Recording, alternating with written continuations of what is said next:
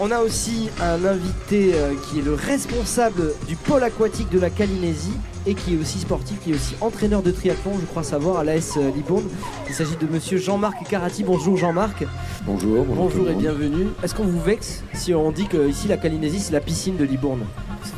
C'est un peu vexant quand même. Ça ne me vexera pas du tout, non. Mais c'est un peu plus que ça. C'est un peu vrai quand même, mais c'est un peu plus en effet. C'est un peu plus que ça. Qu'est-ce qu'on a en plus qu'une piscine ici? Alors déjà, c'est pas la piscine que de Libourne. Hein. De toute la Cali, de tout le territoire. De tout le territoire, en effet. Bah, ça a de plus que on est tout simplement un centre aquatique. Un centre aquatique avec donc pas uniquement de quoi nager, mais de quoi aussi s'amuser, se détendre. À l'intérieur, à l'extérieur, sur la période de l'année. Donc c'est plus qu'une piscine. Et depuis l'ouverture, c'était 2020, 2021 ? C'était 2021, oui. L'évolution au public, c'était juin 2021. Et l'évolution du public, ça y est, ils ont conquis, j'ai envie de dire, la Calinésie. Alors c'est monté en puissance depuis, ça monte encore en puissance, parce qu'il y a encore des personnes qui ne sont jamais venues, en échangeant un petit peu avec les gens du territoire, mais ça monte en puissance, il y a encore une grosse marge de progression, parce qu'il y a beaucoup de choses à faire, on a une structure quand même assez extraordinaire, et il y a plein de choses à faire, notamment une soirée comme celle-ci, c'est super. Votre boulot, vous, à la Calinésie, précisément, vous vous occupez d'un peu de tout, vous avez vraiment un endroit précis? Alors, en tant que responsable de pôle aquatique, j'ai déjà une mission, c'est surtout par rapport aux maîtres nageurs, d'accord, et tout ce qui touche les bassins, c'est-à-dire les activités qu'on propose, l'accueil des scolaires, des associations, des événements et aussi la mise en place de la partie estivale avec tout le côté humain, la surveillance à mettre en place pour cet été par exemple. Après, bien sûr, j'interviens aussi un peu avec la technique, le service d'accueil, en tant que responsable. Si le directeur n'est pas là, on prend un petit peu la main. En tant qu'entraîneur, vous avez quoi comme parcours? Ça fait combien de temps que vous êtes entraîneur? Alors, moi, c'est vrai que je me considère tout d'abord comme un éducateur sportif. En fait, ma vie, c'est le sport.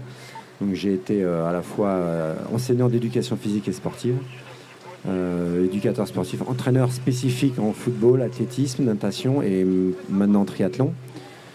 Donc voilà, ma vie a été tournée vers le sport aussi, l'accueil des enfants en handicap aussi, dans des IME. Donc, j'ai un parcours assez varié et ce qui m'a amené à avoir beaucoup d'expérience et maintenant d'avoir un poste un peu plus, on va dire, administratif, un peu plus dans les bureaux, entre guillemets, même si je perds jamais le contact avec le terrain. Mais c'est assez intéressant, c'est une évolution sympa. Et du coup, vous, par exemple, la différence entre un entraîneur et un prof d'EPS, c'est quoi pour vous? Au niveau de professeur de PS, on va parler d'enseignement, de pédagogie.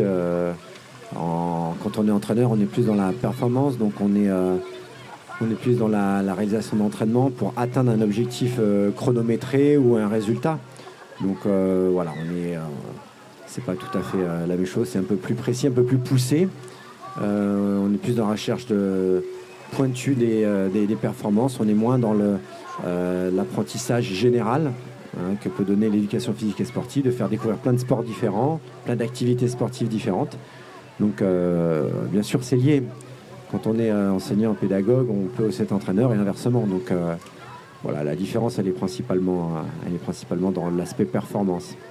Et du coup la différence entre un bon entraîneur et un mauvais entraîneur, est-ce que pour vous il y a une différence ou... Je vais plagier les inconnus, non? Il y a le bon et le mauvais entraîneur, oui, c'est sûr. Le bon entraîneur, c'est un bon entraîneur, je veux dire. Le mauvais entraîneur, c'est un mauvais, quoi. Donc, non, je ne vais pas juger par rapport à ça. Avant tout, entraîneur, pour moi, ça reste un éducateur sportif. Donc, c'est pas, pour moi, lié uniquement à la performance. C'est aussi amener des jeunes à progresser sur eux-mêmes, à s'améliorer, en fait, tout simplement. Peu importe le niveau que l'on a, c'est les amener à être épanouis, à atteindre des objectifs aussi. Parce que la vie, elle est faite de ça un petit peu. On se donne des objectifs, que ce soit pour les études, le travail.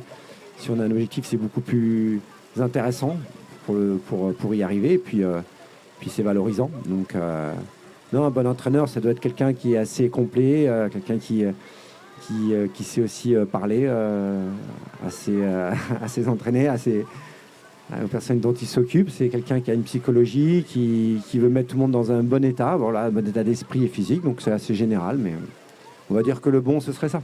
Comment on pousse un athlète à son meilleur niveau, au meilleur niveau de lui-même? Comment on le pousse à dépasser ses propres limites sans pour autant atteindre la rupture, qu'elle soit physique ou morale d'ailleurs? Comme les jambes de Maëlyn. Alors, il faut savoir d'abord que j'ai entraîné aussi des athlètes de haut niveau, bien sûr. Et donc, je sais de quoi un petit peu je parle. Et donc, l'idée, en fait, c'est un contrat qu'on passe avec l'athlète, quoi. C'est-à-dire que si l'athlète n'est pas réceptif, s'il n'a pas envie de le faire, ça va être compliqué. Ça ne va pas servir à grand-chose de le pousser. Par contre, s'il est OK, s'il est partant pour une aventure, s'il est partant pour un contrat moral, ça veut dire que on va peut-être pouvoir pousser la machine. Après, nous, notre but, c'est de l'amener à un certain niveau, bien sûr en faisant attention à son état physique, bien sûr, et mental. Mais ça part de l'athlète d'abord. Quand on vise le haut niveau, on pousse quand même la machine.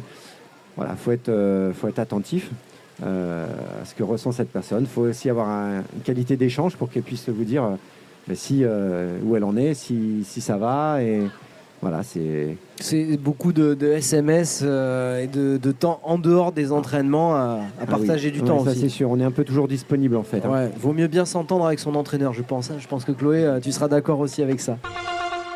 Une production E-Radio.